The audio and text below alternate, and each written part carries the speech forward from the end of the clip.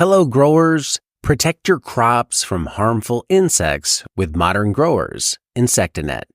This top-tier insect netting made by Modern Grower shields your plants from pests and harsh weather, boosting your yields without harmful sprays. Insectanet's unique design allows 90% of the light to pass through and is easy to use with low tunnel systems like our Quick Hoops.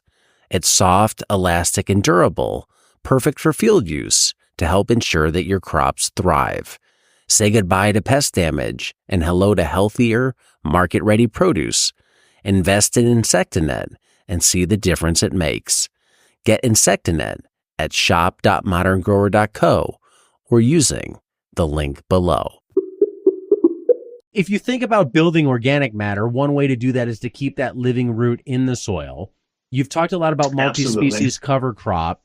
If somebody, to try and keep it as universal as possible, I know you're in Ohio, but to try and keep it geographically as universal as possible, how should somebody think about putting together a multi-species cover crop blend for their land if they're if they're in a no-till system, they're looking to improve the quality of the soil, build topsoil, build organic matter? So what we need to think about when in a multi-species mix is we want that diversity. So there's a couple different types of cover crops that we want to think about as a group. So you have your warm season cover crops. It kind of depends on the time of the year.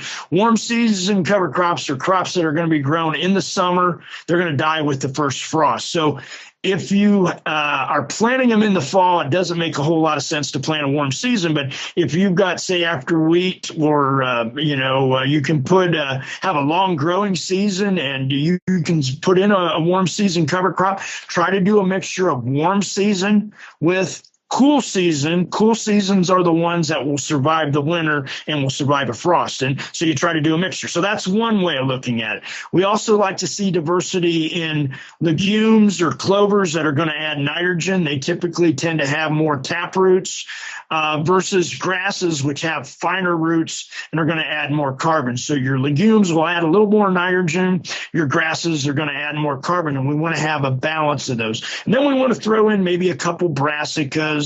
And these can be warm and cool season, just depending on your growing season. And then there might be some what we call other ones, things like buckwheat and sunflower. They can make really great pollinators to help us with soil health. And so you try to get a diversity of different plants. Some people have experimented up to 15 or 20 different species. I would, maybe when you're starting, it can be a little more difficult. You might start off with say 3 to 5, and then if you're comfortable with that, try to go to 7 to 8 to 10, and then you can go wherever you want. But just remember, seed cost does become an issue as you add more and more species. Some of these cost a lot more. Try to put in some of the species that are both small seeded, because they tend to be quite a bit cheaper. And if you put those in, you only need maybe a quarter to half a pound, and they might only be just a couple bucks versus putting something that's really expensive. If you're getting up $5, $7, $10 a pound, why, it can get pretty expensive. I've seen cover crop mixes cost as little as $10 to $12 to as much as $100 an acre. And it's a lot harder to make that $100 an acre pay for itself. So there's a happy mix. Usually $20 to $25 an acre is what I try to stick with. Most people will go that. If I can go a little bit cheaper in tough times, maybe go just a little cheaper and put in something that doesn't cost quite as much. And anything that has a live root is going to help you generally. Now, you don't want to have weeds. The only reason I say that is if they go to seed, why then you're going to be fighting your weeds. So try to find something that's a little easier to kill and maybe a little cheaper and can give you the most benefits possible.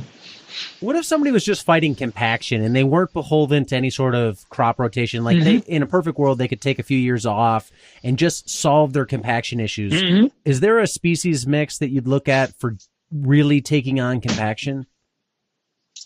Probably the best ones are some of the grasses really do a good job. Sorghum Sudan is one of the best compaction. annual ryegrass.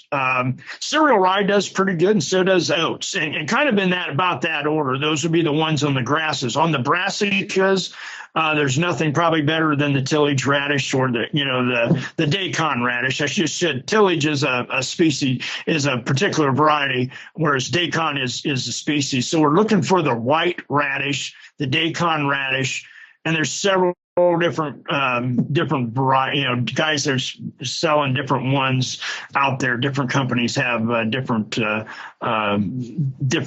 varieties of that. So the daikon is really good.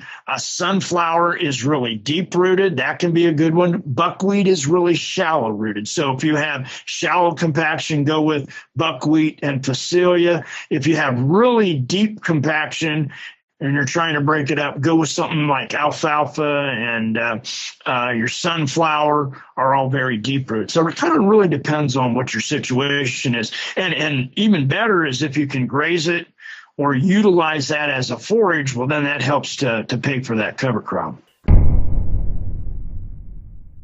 Hello, growers. If you enjoy podcasts like this one, tune into my podcast In Search of Soil on YouTube for a deep dive into the mysteries beneath our feet.